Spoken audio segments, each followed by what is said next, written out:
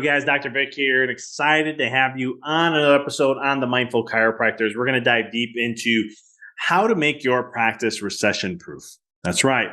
It's possible. It can happen. You know that chiropractors most of the time thrive during a recession? I started my business during the end of the Great Recession. We had it 2008, 9, 10-ish. And it's one of those things where this is such a great opportunity for you to really blow up and really to expand. And so before we dive in to all of those things, I have a free ebook that you can download literally in the show notes. It talks about the 10 common mistakes chiropractors make. These are things that hold you back from your growth, expansion, and so much more. Get it. It's a free book. There's no catch to it. There's nothing. You put in an email. I don't spam. I probably email maybe once a month. I'm horrible at doing email marketing, to be truthfully honest. So it's one of those things where get access to the book, learn about this to make your practice recession proof and so much more. So let's dive in. The thing about creating a recession proof practice is not going to be something that's a new strategy. It's not going to be some new tool to use or how to ask for more referrals, do Facebook ads or do XYZ. That's all outside yourself, and you're not tapping into your power. You're pushing it. You're looking outside and giving it away. First, you have to understand is, where's your mindset about things? Are you giving focus to a recession? Are you giving focus to what that could possibly mean for you and your business? Are you giving into the fears? That's going to determine if you have a recession proof practice or not. Literally, same thing with COVID, right? How many chiropractors saw 40, 60, 80%, some closed their offices and never opened back up during COVID? How many people started a business during COVID and you hear they're struggling? How many times you hear of somebody who says, man, since COVID, I took massive hits financially and I've been struggling. But there are other chiropractors who are like, hey, you know what, man, COVID was actually a blessing for me.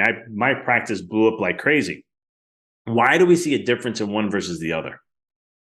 Which one do you believe to be true? Do you believe a recession is going to affect you or not? Are you keeping the mind open to say, you know what? I'm going to allow that little mind virus to come in, like Wayne Dyer would say, and I think that recession can be devastating to my practice and so forth. If you 100% believe that, the mind has to prove it by showing you in your physical world how that works now. And you can see patients leaving. You can see patients saying they can't afford it anymore because XYZ. You can see patients leaving the office. You can see low new patients coming in. And all of a sudden you're like, man, I don't know, business isn't going well. This has been a little bit of a struggle. I don't know how I'm going to make it. Barely making ends meet. 4 or 6 months down the road, still same thing. In your mind, there is a construct now that believes this is how it should be. Chiropractor B doesn't see it that way. Chiropractor B looks at things and goes, no, based on what we may have, people are going to be more stressed. They're going to need more care. They're going to have to learn how to be more resilient. They're going to have to learn how to adapt better. They're going to need chiropractic care. This is the one thing that can help them in so many ways, shape, and form. I want to be able to help educate, inspire, and share what we do in our office to let them know that they have a place that they can be supported, they can be loved, they can be, create an experience, and so many more other things to allow them to understand that I'm going to be here for my community to support them through this. And that chiropractor blows up massively. They're practicing the same. They have the same identical office. They have same everything. One doesn't do well. The other one does. What do you believe to be true for you in your practice when there is a pandemic or when there is recession or when there is XYZ? Do you buy into it? Are you allowing those conversations to come up with your patients? Are you listening to your patients and what their needs are during those times? This is all a game changer because I know for myself during the pandemic and working with other chiropractors that the ones who were able to shift their mindset and see something a little different, like I shared with the chiropractor number 2, they were affected, but they bounced back drastically. That's what happened to us. I took a 40% hit that first month. And I was in a suburb of Chicago. We had one of the hardest lockdowns. And yet, 3 months later from that moment, we were breaking records in my office. And I've been in practice now for 10, 11 years. And we were breaking records. 10 years? 10 years at the time. And it's one of those things where I'm not here to brag. I'm not that type of person. We have enough ego in chiropractic. I definitely am not going to add that to the mix. What I'm trying to press upon you is that this is the stuff that works. I have clients over there. I had clients. They're not chiropractors. They're business owners. Their businesses shut down. Literally, here comes Monday morning, and they can't go to work. They can't run their business. It's literally done. Cash flow shut down. Right. And it comes to the point, how do you recreate yourself? How do you pivot? How do you look at this as a blessing? And what can you do in that process? Those 3 clients that I had those experiences with, they can live anywhere in the world now. They're not held down by anything anymore. They just took a lot of their experiences and went online. And guess what? They also took, when things did open back up, for some of them, they started doing contract work to do that kind of work that they were doing before. So they're like, forget my business is gone, but I'll just do contract work from here to here and I'll make money there while I'm building the other business. So there's ways to do it. And it's all framework in the mind. So you as a chiropractor, how are you going to support your community during these times? What are the things that you're doing? How do you view it and how do you see it? That's going to be your truth. That's going to be your experience. Recession proof, pandemic proof, XYZ proof, it doesn't matter. At the end of the day, what's going to matter is you, the chiropractor. If you don't believe any of the stuff I'm saying, go ahead and look at the Great Depression and see how chiropractic was booming during that time. That was our greatest time as a profession. It was during the Great Depression.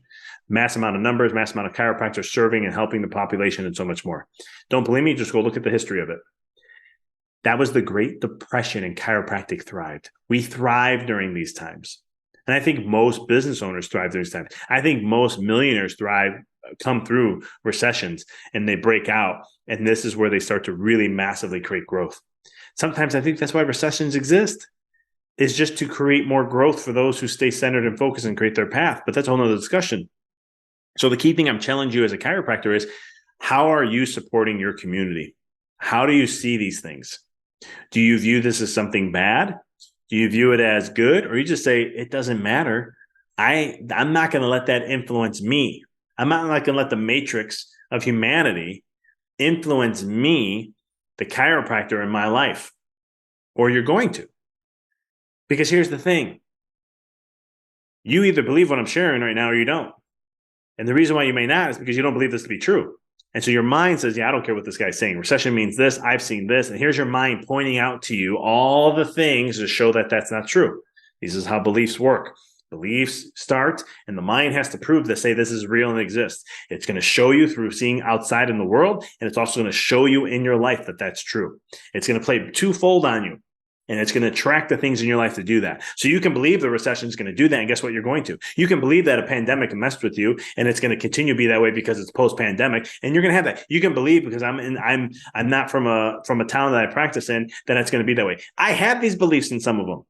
I practiced in a town I didn't even live in. And it was an affluent town. And at one point, I'm like, maybe people think I just started a business here because it's a very affluent town. But I started to realize it was like, that's not the truth though. And I started to shift my belief around. And so when I started to work on my beliefs and me as the individual and start to look at creating the constructs of what I thought was truth, it's like when the pandemic was coming, my wife was like, we can possibly be shut down and we can't work. We can't be in the office. And I said, and she's like, you're very calm about this. Normally you're not. And I'm like, no, normally I wouldn't be, but I'm very calm about this. We will be working. We are considered essential. I know that's going to happen. I'm a primary care physician in the state of Illinois. There's going to be some wiggle room. We can make that work somehow. And I said, the other thing is, our vibe is our success and our levels of where we are. We may take a hit, and I'm expecting it, but let's recomposition ourselves in a different way so that we can really educate the community and let them know that we're here for them, that we know that their stress is going to be higher. We're a pediatric office, over 50% kids. So we were like, hey, let's really message the moms more and educate and empower them and let them know, hey, I know this whole world's going to shift for you. And this is where things are. We are open. We are here for you. And we're here to serve. And here's the things that we can, with that, here's story XYZ, here's story here. Because what we want to do is show them, not say, well, here's what we can do and help with ADHD and your kids being more focused. Is that forget the benefits and the features. Get to the stories. People buy and they get interested because of emotions. Look, think about the things you buy and what you buy into, right? So I shared a story. Here's mom who is struggling, this and that, blah, blah, blah. Kid couldn't do this, stressing out the family, this and that. Here comes chiropractic. Boom, here's a story. Here's another story where mom had, the family can't go out, can't enjoy dinners, can't go on vacations because one of the kids has an emotional breakdown that's so devastating that she can't say, boom, here's what chiropractic did. Look what happened to her life. Here's what we have. These are stories that are going to continue to happen. People are going to be experiencing more of this. because of the lockdowns, kids need to be getting out, they need to be interacting, and we're not letting them have their social circles.